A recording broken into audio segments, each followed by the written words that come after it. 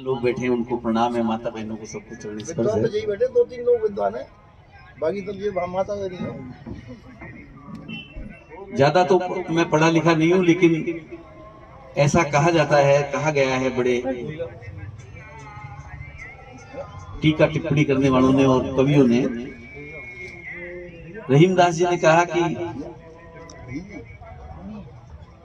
हीरा कब कहे कि लाख हमारो मोल, रहीमन हीरा कब कहे लाख टका मेरो मोल और लाख टका मेरो मोल। तो जो भी लोग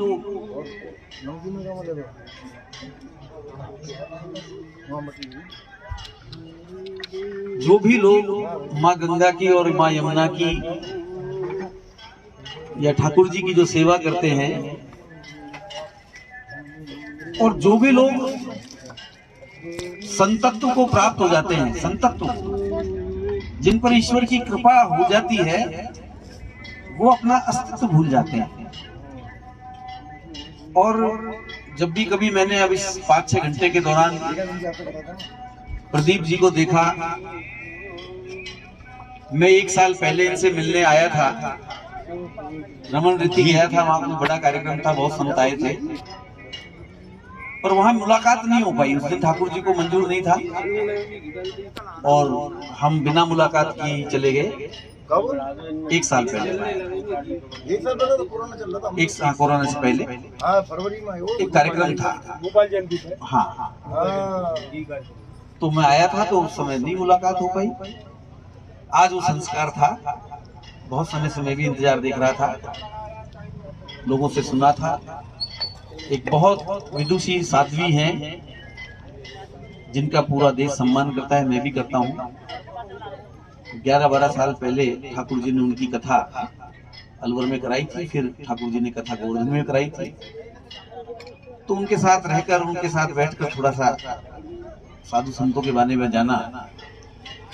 उन्होंने मुझे ये निर्देश दिया कि भगवान कृष्ण की जन्मभूमि पर इस तरह का कोई एक संत आदमी इस तरह का काम कर रहा है। तो मैंने कहा कि मैं दीदी आज ही जाऊं। उन्होंने फोन किया कल, और मैं रात चल के अलवर आया, और आज मैं इनसे मिलने यहाँ आ गया। हमारा चैनल A1 टीवी है, और A1 टीवी सैटेलाइट चैनल है। एयरटेल पर 349 नंबर पर आता है, 1134 पर टाटा स्काई पर आता था अभी 1 महीने पहले तक। हमारा कोई उनसे टेक्निकल विवाद हो गया, तो वो अप्रैल में हमारा सेटल हो गया। अप्रैल के लास्ट वीक में 1134 पर फिर आ जाएंगे।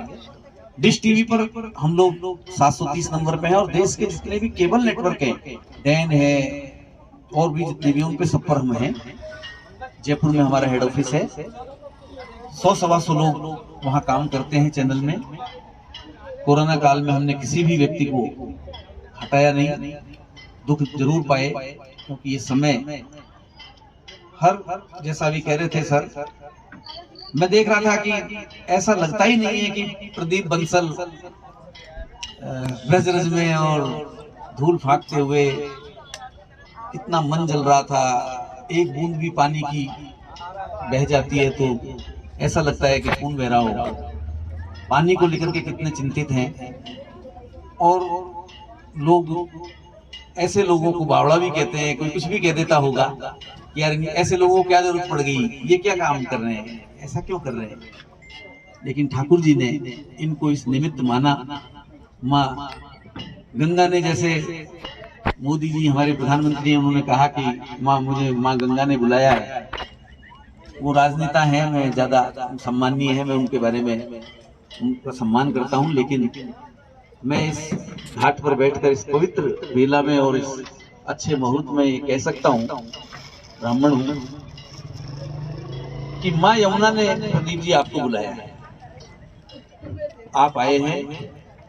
लाखों करोड़ों, मैंने आते ही यहाँ पर मेरे चैनल में कंट्रोल रूम को फोन किया और बड़ी स्क्रीन चलाई।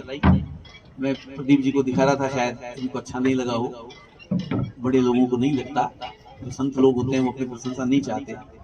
वो कोई अखबार वाले जिद कर रहे थे फोटो छाप दे, तो इन्होंने कहा कि मेरी फोटो क्यों छापते हो, जो काम नहीं हो पा रहा है उसको लेकर के बात करो, कैसे वो काम हो। तो जैसा मैंने बात जहां से शुरू की थी कि ऐसे लोग संतत्व को प्राप्त हो जाते हैं, अपना अस्तित्व वो प्रभु के चरणों में समर्पित कर देते हैं। ठाकुर जी ने इनको सब कुछ दिया, इन्हें सब धूल फांकने की इसकी कोई आवश्यकता नहीं है। पर मैं आपसे एक बात कह सकता हूं कि असली काम ही ये है। अब तक जो आपने काम किए वो सब व्यापार धंधे काम ये सब चलते रहते हैं, लोग करते हैं, वो जीवन की बारखड़ी है। और मैं समझता हूं कि ये जो आप कर रहे हैं ठाकुर जी का जो काम, जीवों का काम लुप्त हो गए। मैं कह रहा था अरुण जी को कि कई बार खबरें मैंने छापी, मैं यूएनआई में भी रहा हूँ, पीटीआई में भी रहा हूँ लंबे समय तक। मैं 12 साल की उम्र से पत्रकारिता में हूँ और मैं इनको बता रहा था कि मेरा दम और अहंकार नहीं है, मैं हॉकर से शुरू हुआ। और बचपन में कभी सोचता था जिस बंगले में मैं अखबार डालता था, माँ की कृपा से मैं उसमें आज रहता हूँ। तो ये सब चीजें ठाकुर जी की कृपा है। और ऐसे लोगों का सानिध्य, ये भी हमारा मिलन मेरा और प्रदीप जी का जो हुआ वो भी ईश्वरीय इच्छा से हुआ, भगवान की कृपा से हुआ, क्योंकि वो कुछ चाहते हैं। ऐसे ही लोग इनको मिलते गए और कारवां बढ़ता गया और आज इतना बड़ा काम धरती पर कोई नहीं कर सकता। मैं इनके सामने इनकी ज्यादा तारीफ करूंगा तो मुझे लगेगा पता नहीं मुझे इनसे कुछ चाहिए। मुझे ठाकुर जी से केवल इतनी ही प्रार्थना है, मुझे ठाकुर जी से इतना ही चाहिए कि इनको और ताकतवर बनाएं, कि ये हमें इनसे कुछ नहीं चाहिए। और जीवन है, संसार सागर है, नदी नाव संजोग है, कौन किस नाव में कब कौन बैठता है वो सब ठाकुर जी तय करते हैं, कौन सी नाव डूबती है कौन सी तैरती है। पर मैं इतना इस पवित्र मौके पर कह सकता हूं कि प्रदीप जी आपको पीढ़ियां याद करेंगी। मैं 6 दिसंबर 1992 को अयोध्या में था और राम कथा मंच पर ही था। मैं उस सारे नज़ारे को देख रहा था और जब ठाकुर जी का पहली कार सेवा थी तब भी मैं देख रहा था। मैं था छोटा था, वहां गया था। सपना था कि राम मंदिर बनेगा कि नहीं बनेगा। विषय ये नहीं है कि मंदिर की जरूरत है एक अस्पताल की, विषय ये है भारत के अस्तित्व की। विषय ये है कि हमारे समाज की, हमारे संस्कारों की कैसे रक्षा हो। विषय ये नहीं है कि माँ यमुना तो बह रही है, कोई बात नहीं, केमिकल डाल दो आप, वो भी साथ सब ले जाएंगी। आपने सुना है कि भाई गंगा मेली हो गई, पापियों के पाप धोते धोते। माँ ने भी सबका उद्धार किया है, लेकिन कोई ना कोई मोड़ ऐसा जीवन में जरूर आता है। हम सब सौभाग्यशाली हैं कि हमारी आंखों के सामने ठाकुर जी का मंदिर बन रहा है। आज आपने माँ गंगा का मिशन जो शुरू किया है और लाखों करोड़ों यहाँ पेड़ लग रहे हैं, और भी अभी आपका बहुत बड़ा मिशन है। मैं आपके उस काम को देखकर समझ सकता हूँ, आपके विजन को। हम पत्रकार लोग हैं, हम चावल के दाने से ही पहचान जाते हैं कि घोड़ा किस रेस से दौड़ रहा है, किस ओर से दौड़ेगा। परमात्मा आपको बहुत लंबी उम्र दे।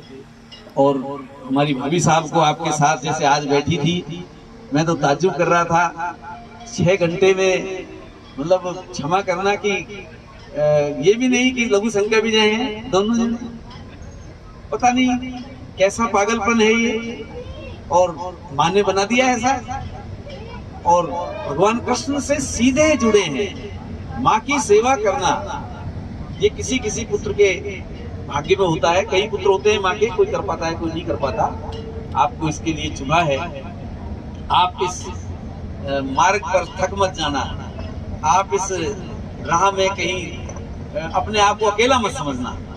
करोड़ों लोग आपके साथ हैं, इस भावना के साथ हैं। और जब हम कोशिश करेंगे, जब हम इस तरह की कोई बात चलाएंगे, मैं बस छोटा सा उदाहरण आपको देना चाहता हूँ। मैंने अरुण जी को गाड़ी में बताया कि 30 साल पहले मैं एक बहुत पुलिस के अधिकारी होते थे, मैं जिस बंगले में रहता हूँ IPS थे, वो रहते थे। तो वो भिवाड़ी मेरी दोस्ती हो गई तो भिवाड़ी में लग गए। वहाँ के SSP तो एक दिन उन्होंने मुझे बुलाया कि भाई जैसे आज कल मुझे दीदी ने कहा कि भाई आप जाके प्रदीप जी से मिलो, देखो तो कितना बड़ा काम कर रहे हैं, ये मीडिया कर क्या रहा है देश का, आप मीडिया के लोग जाते क्यों नहीं हो। हम आगे ऐसे ही मुझे उन्होंने कहा कि भाई भिवाड़ी में आओ, हम आपकी स्टोरी कराते हैं। एक झोंपड़ी में एक बाबा बैठे थे, दाढ़ी थी उनके, मैं गया तो मुझे वो पार्कों में जैसे आज ये घुमा के लाए, ऐसे उन्होंने 1.5 लाख पेड़ भिवाड़ी में लगाए।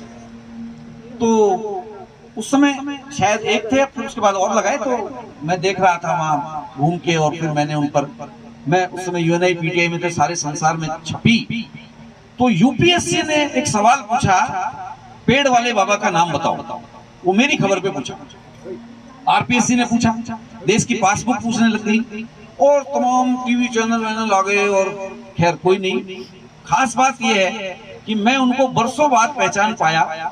एक बार उन्होंने अपने बेटे से मेरी टेलीफोन पे बात कराई, उस समय एसटीडी पीसीओ थे, कि बेटा तेरे भाई से बात कर ले। उन्होंने मेरे से कहा कि भाई साहब मैं जोरावर सिंह गेट जयपुर पे ढाबा चलाता हूँ, मेरी बीवी यहाँ खाना बना के लोगों का पेट भरते हैं, कभी कभी आप इधर आओ तो आ जाना।